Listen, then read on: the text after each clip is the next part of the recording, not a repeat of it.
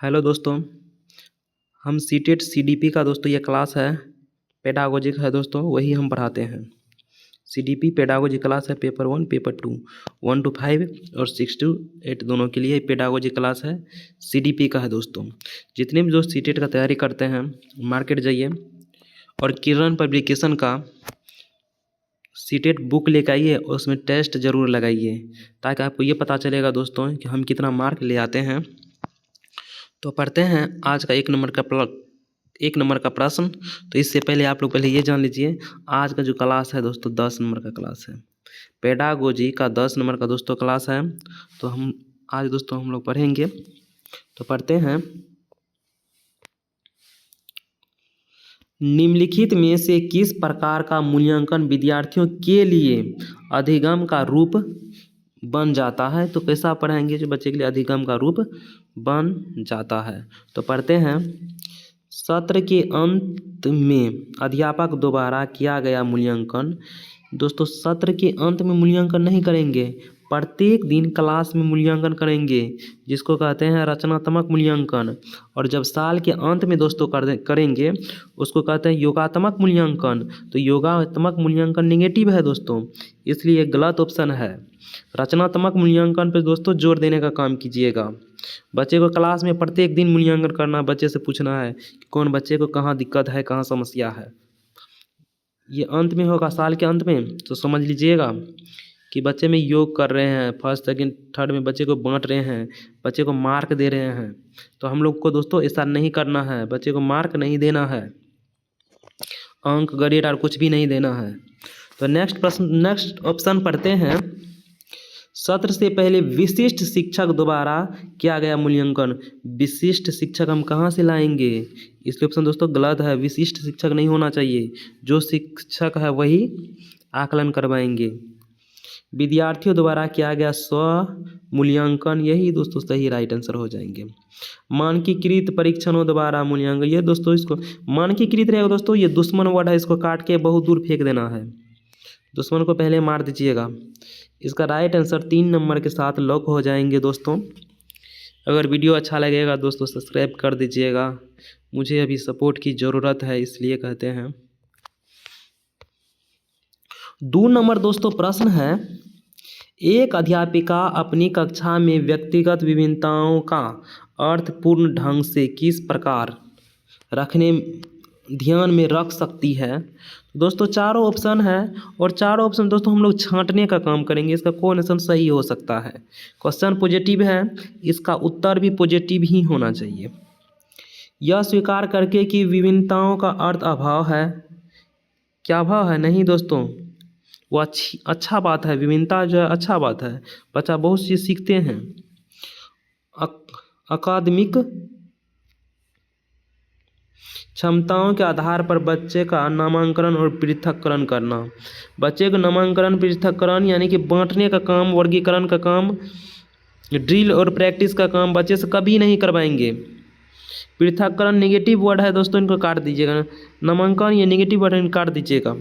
शारीरिक व दृष्टि से दिव्यांग बच्चों को उनके लिए प्रोत्साहित विशेष स्कूल में भेजकर, प्रस्तावित विशेष स्कूल में भेजकर।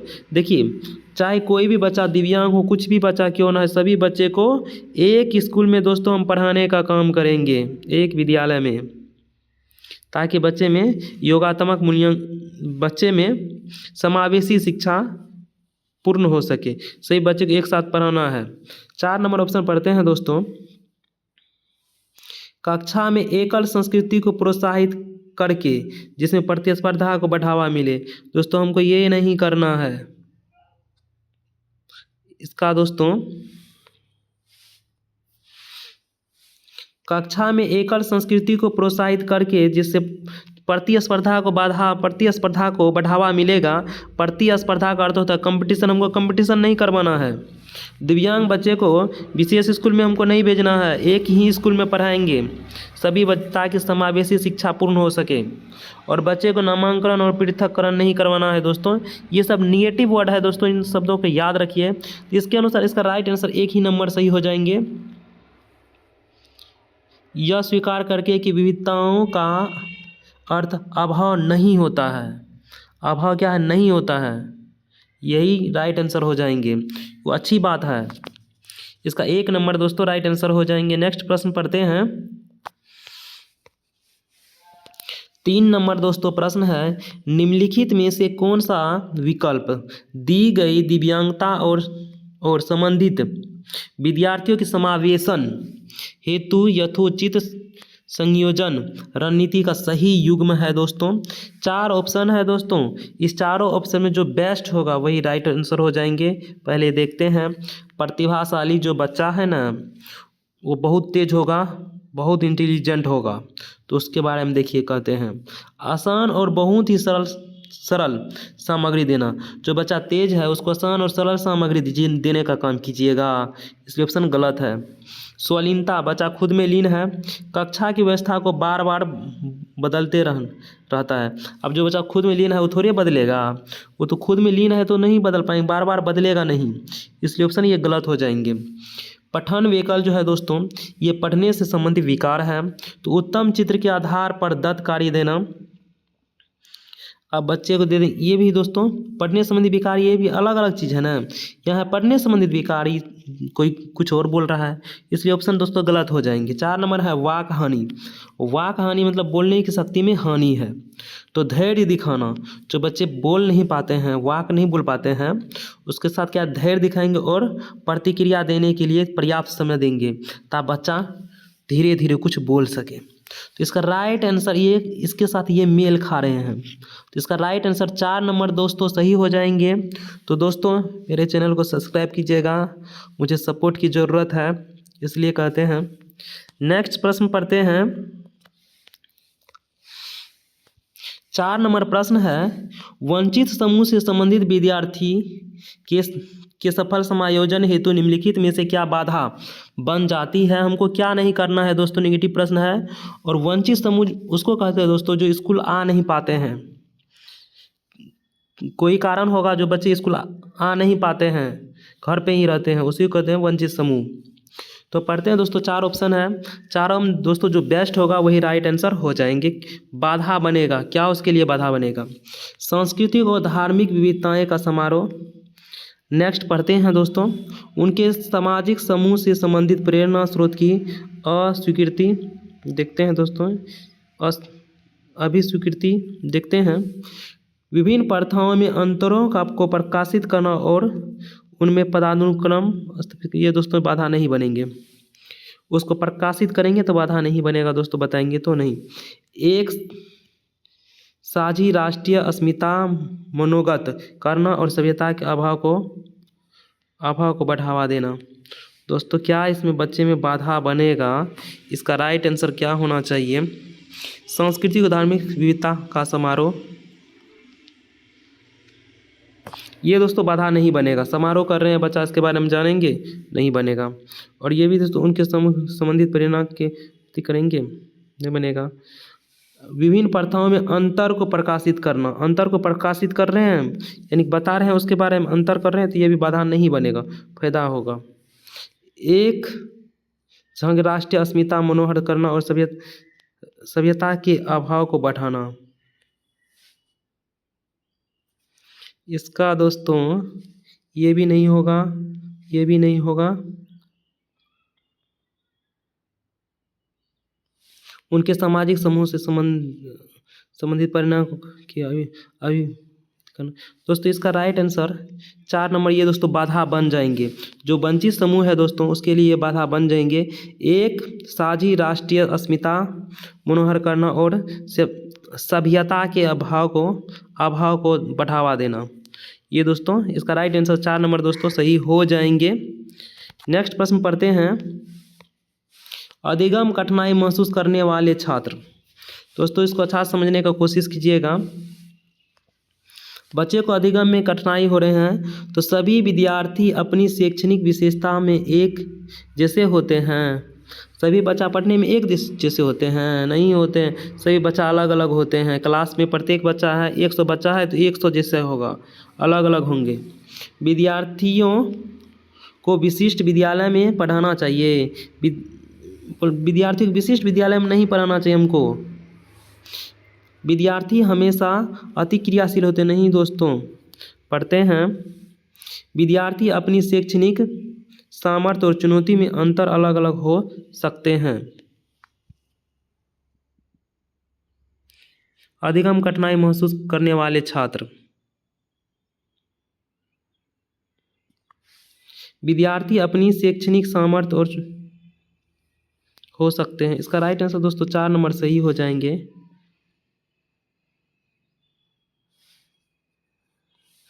सभी विद्यार्थी अपनी शैक्षणिक विशेषता में एक समान होते हैं, ऐसा नहीं होते हैं, ये भी नहीं करना है।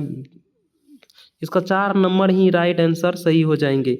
ये भी सही बात है, ये भी सही बात है, ये भी सही बात है, ये नहीं है। नेक्स्ट प्रश्न है दोस्तों, इसको अच्छा समझने का कोशिश कीजिएगा दोस्तों।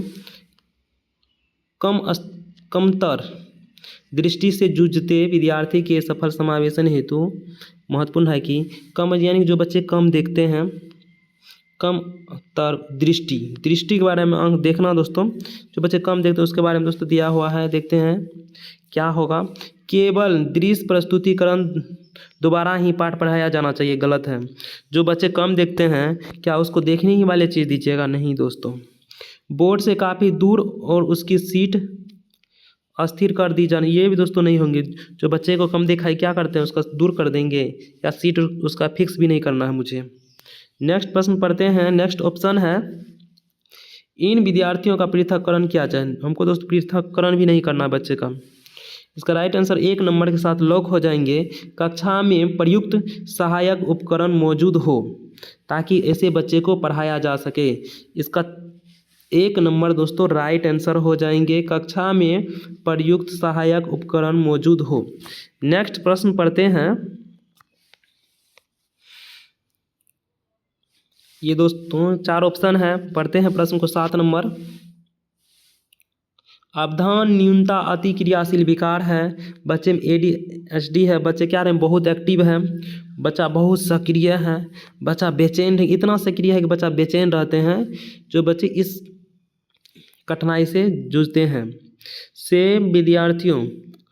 जूझते विद्यार्थियों के बारे में निम्नलिखित में से क्या सही है। जो बच्चे अति क्रियाशील है उसके बारे में देखें क्या सही है दोस्तों। उनसे सफलता की नींव उम्मीद रखना। नेक्स्ट पढ़ते दोस्तों, ऐसा नहीं हो सकता है। उसमें सभी को सुनने की अति सहनशीलता होती है, ये दोस्तों नहीं है। जो बच्चे बेचैन रहते हैं क्या वो सबकी बात सुनेंगे, नहीं सुनेंगे, इसलिए ऑप्शन गलत है। बहुत आसान और सरल प्रश्न पूछना, ये भी नहीं पूछते दोस्तों। वे आवेगशीलता को निरंतर स्वरूप दर्शाते हैं। आवेगशीलता का अर्थ ये हो दोस्तों, बच्चे में क्या आवेग है, और यही दोस्तों उसके बारे में सही है। इसका 1 नंबर के साथ दोस्तों इसका राइट आंसर हो जाएंगे। वे आवेगशीलता के निरंतर स्वरूप दर्शाते हैं। बच्चे आवेग, एक जो बच्चा बेचैन है, क्या है बच्चा बेचैन, जब बच्चा बेचैन रहते हैं, एक ही बच्चा जो है बहुत एक्टिव है, उसी कहते हैं। इसका 1 नंबर राइट आंसर हो जाएंगे। नेक्स्ट प्रश्न पढ़ते हैं। 8 नंबर प्रश्न है, गैर जन्मजात अधिगम जैसे कि अधिगम का अर्थ होता है सीखना, बांसुरी बजाना, शतरंज खेलने के सीखने के लिए। दोस्तों ये 4 ऑप्शन पढ़ते हैं, इसके अनुसार देखते कौन सा सही होगा। किसी भी स्रोत से बाह्य निर्देशन की जरूरत नहीं होती है, इसको हटा दीजिए। बाह्य निर्देश की ज़रूरत होती है लेकिन किसी तरह की अभिप्रेरणा की ज़रूरत नहीं होती, इसको काट दीजिए। किसी भी तरह के बाह्य निर्देश या आंतरिक अभिप्रेरणा की जरूरत नहीं होती, इनको भी हटा ही दीजिए। किसी तरह के बाह्य निर्देश और आंतरिक अभिप्रेरणा की जरूरत होती है, तो इसका राइट आंसर 1 नंबर सही हो जाएंगे। किसी तरह के बाह्य निर्देश और आंतरिक अभिप्रेरणा की जरूरत होती है, 1 नंबर के साथ दोस्तों राइट आंसर हो जाएंगे। नेक्स्ट प्रश्न पढ़ते हैं। 9 नंबर प्रश्न है, विद्यार्थी सर्वाधिक बेहतर तरीके से किस प्रकार सीखते हैं। 4 गो ऑप्शन है दोस्तों, 4 ऑप्शन में देखते हैं दोस्तों कौन सबसे ज़्यादा बेस्ट है। बच्चा सर्वाधिक कैसे सीखेंगे, केवल पाठ्य पुस्तक द्वारा, केवल पाठ्य पुस्तक से सीखते हैं। केवल है दोस्तों लगा हुआ, समझिए ऑप्शन गलत है। 95% ऑप्शन गलत ही होते हैं केवल वाला। अगर केवल है तो 95% यह है कि ऑप्शन गलत ही होगा। केवल अध्यापक द्वारा कहे गए शब्दों को, केवल दोस्तों निगेटिव वर्ड है, इनको याद रखिएगा, ये दोस्तों गलत ही होते हैं। निष्क्रिय नकल द्वारा, निष्क्रिय जहाँ आएगा दोस्तों ये निगेटिव वर्ड है। बच्चा जब निष्क्रिय रहेंगे तो बच्चा कुछ भी नहीं सीख पाएंगे। जब टीचर निष्क्रिय है तो टीचर कुछ भी नहीं पढ़ा पाएंगे। इसलिए किसी को भी निष्क्रिय नहीं रहना है। निष्क्रिय निगेटिव वर्ड है दोस्तों, इनको काट दीजिएगा, दुश्मन वर्ड है। इसका राइट आंसर 3 नंबर के साथ लॉक हो जाएंगे, अपने आप से पारस्परिकता द्वारा, यही इसका राइट आंसर है। नेक्स्ट प्रश्न पढ़ते हैं। प्रबल रूप से डैश शिक्षा शास्त्र विद्यार्थियों द्वारा ज्ञान के डैश में सहायक होता है दोस्तों। अध्यापक है दोस्तों, हम पढ़ाने का काम कर रहे हैं, बच्चा पढ़ने का काम करते हैं ना, तो अध्यापक को हटा दीजिएगा प्रबल रूप से। और बाल केंद्रित ही पुनरुत्पादन नहीं करना, अध्यापक कर दीजिए दोस्तों। इसका राइट आंसर 1 नंबर के साथ लॉक हो जाएंगे। प्रबल रूप से बाल केंद्रित शिक्षा शास्त्र विद्यार्थियों द्वारा ज्ञान के सर्जन करते हो दोस्तों, सृजन करते हो दोस्तों, निर्माण करना, बनाना, अपने मन से ज्ञान को खोजना, ढूंढना। बच्चे को नन्हा वैज्ञानिक भी कहते हैं, किसने कहा है? जीन पियाजे जी कहते हैं। इसलिए बच्चा को सृजन करने के, बच्चा को एक्टिविटी के माध्यम से पढ़ेंगे, बच्चा को अवसर देंगे, बच्चा को प्रोत्साहित करेंगे। इस सब बातों को दोस्तों याद रखिए। बच्चा क्या करें? फ्लेक्सिबल देंगे, बच्चा के टाइम में छूट करेंगे, बच्चा के सिलेबस को दोस्तों हम लोग कम करेंगे। इसका 1 नंबर राइट आंसर हो जाएंगे। नेक्स्ट प्रश्न पढ़ते हैं। 11 नंबर दोस्तों प्रश्न है, निम्नलिखित में से कौन सा प्रकार विद्यार्थियों की अधिगम प्रक्रिया में संलग्नता में बाधक बन जाता है? बाधक कैसे बच्चा को में बाधक बनेगा दोस्तों, उसी बारे में देखते हैं। कौन सा प्रश्न है जो बच्चे को बाधक बनेगा? दोस्तों पढ़ते हैं। विद्यार्थी के जीवन से संबंधित कार्य देना, ये बिल्कुल सही बात, हमको ऐसा ही पढ़ाना है। विद्यार्थी के जीवन से आधारित कार्य देना है उसको, बच्चा को। विद्यार्थी की रुचि आधारित कार्य देना, ये बिल्कुल सही है। बच्चे को रुचि के आधारित ही कार्य देंगे। ऐसे कार्य देना जो विद्यार्थी के लिए बहुत आसान हो, हमको ये नहीं देना है। बच्चे को बहुत आसान देंगे तो बच्चे में कुछ विकास आ पाएगा? नहीं विकास आ पाएगा। जब बच्चे को हम आसान काम देंगे, आसान वर्क देंगे, तो बच्चे में विकास नहीं आ पाएंगे। इसलिए ऑप्शन गलत है। ऐसा कार्य देना जो विद्यार्थी के विचार को महत्व दे, ये सही बात, हमको ऐसा कार्य देना है, लेकिन आसान कार्य हमको नहीं देना है। इसलिए ऑप्शन गलत है। 3 नंबर दोस्तों गलत है, और गलत के भाई गलत ही आंसर हो जाएंगे। नेक्स्ट प्रश्न पढ़ते हैं। अधिगम किस प्रकार होना चाहिए दोस्तों? अर्थपूर्ण और संदर्भ में, ये बिल्कुल सही बात है। बच्चे को अर्थपूर्ण पढ़ाएंगे दोस्तों, जहाँ अर्थ मिलेगा उसको सही मार दीजिएगा। और बच्चे को संदर्भ में पढ़ाना है, असंदर्भ में नहीं, इसलिए ऑप्शन गलत है। असंदर्भ यहाँ सही है, लेकिन अर्थहीन लिखा है, इसलिए ऑप्शन दोस्तों गलत है। और बच्चों को आसान कार्य कभी नहीं देना है। इसका राइट आंसर 1 नंबर के साथ दोस्तों लॉक हो जाएंगे। नेक्स्ट प्रश्न पढ़ते हैं। 13 नंबर दोस्तों प्रश्न है, हालांकि समस्या समाधान प्रक्रिया में अक्सर हमें चरणों पर हेर फेर करते हैं, फिर भी औसतन रूप से समस्या समाधान प्रक्रिया का पहला डैश चरण होता है। दोस्तों ये चारों ऑप्शन दोस्तों पढ़ते हैं, इसके बाद दोस्तों हम जानने का प्रयत्न करेंगे इसका दोस्तों राइट आंसर कौन होगा। सबसे पहले जो समस्या समाधान प्रक्रिया का पहला चरण दोस्तों क्या होता है? पहले दोस्तों समस्या का पहचान किया जाता है, तो यही इसका राइट आंसर हो जाएंगे। समस्या समाधान का पहला चरण यही है दोस्तों, समस्या को पहले पहचाना जाता है। इनको ही समझ लीजिएगा, ध्यान में रख लीजिएगा, ये सीटीटी में आएगा। नेक्स्ट प्रश्न पढ़ते हैं। 14 नंबर दोस्तों प्रश्न है, औपचारिक शिक्षा में प्रवेश करने से पूर्व ही बच्चे अपने आसपास के बारे में, जिससे कि उन वस्तुओं और घटनाओं के बारे में उनसे वह समागम करते हैं, एक संकल्प समझ विकसित कर लेते हैं, जिसको हम लोग भ्रांति कहते हैं, जिसको कहते हैं बच्चा अपने अनुसार कंसेप्ट बना लेते हैं। एक अध्यापक को उनकी इस तरह की समझ को क्या करना चाहिए? बच्चा जो अवधारणा बनाए हैं, कंसेप्ट बनाए हैं, बच्चे के पास जो भ्रांति है उसके पास क्या एक टीचर को क्या करना चाहिए? पूरी तरह से निकार देना चाहिए, पूरी नकार। ये दोस्तों पूरी तरह से नकार देना चाहिए, नौ का पूरी तरह से नकार देना चाहिए नहीं दोस्तों, यानी कि उसको छोड़ देना चाहिए नहीं। मानकीकृत पाठ्यक्रम से बदल देने का प्रयास करना चाहिए। मानकीकृत है निगेटिव वर्ड है दोस्तों, दुश्मन वर्ड है, इनको दोस्तों काट दीजिएगा। अधिगम के लिए दोषपूर्ण और महत्वहीन मानना है नहीं दोस्तों, बच्चे को भ्रांति है वो बहुत इंपॉर्टेंट होता है, इससे बच्चे को समझने में आसानी होता है उससे। उनके ज्ञान को अग्रसर करने के लिए महत्वपूर्ण समझना चाहिए। बच्चा जब भ्रांति होगा तो बच्चा कुछ सोचते हैं तो वो बहुत इंपॉर्टेंट होता है। इसका राइट आंसर 3 नंबर के साथ लॉक हो जाएंगे। भ्रांति को कभी भी नकारिएगा नहीं। बच्चे जो कंसेप्ट बनाए हैं उसको कभी भी आप नकार नहीं सकते हैं, क्योंकि बच्चा एक नन्हा वैज्ञानिक है। बच्चा खुद से अन्वेषण करके सीखते हैं, खोजबीन करके सीखते हैं, इसलिए। ये दोस्तों अंतिम प्रश्न है, इसको दोस्तों समझने की कोशिश कीजिएगा। शिक्षा का उद्देश्य विद्यार्थियों को डैश के लिए प्रेषित करना होता है दोस्तों। ऑप्शन है दोस्तों, पढ़ते हैं। प्रतिस्पर्धा, बच्चे में कंपटीशन हमको दोस्तों नहीं करवाना है। कंठस्थ स्मरण दोस्तों हमको नहीं करवाना, नेगेटिव वर्ड है, नेगेटिव वर्ड है। निष्क्रिय नेगेटिव वर्ड है, निष्क्रिय नहीं करवाना दोस्तों। ऑप्शन को एलिमिनेट करिए, खुद ऑप्शन तक पहुंच जाइएगा सही आंसर तक। 3 नंबर राइट आंसर हो जाएंगे दोस्तों। वीडियो हो गया ख़त्म, लाइक करिए, सब्सक्राइब करिए और शेयर करिए, प्लीज़ हमको सपोर्ट करिए।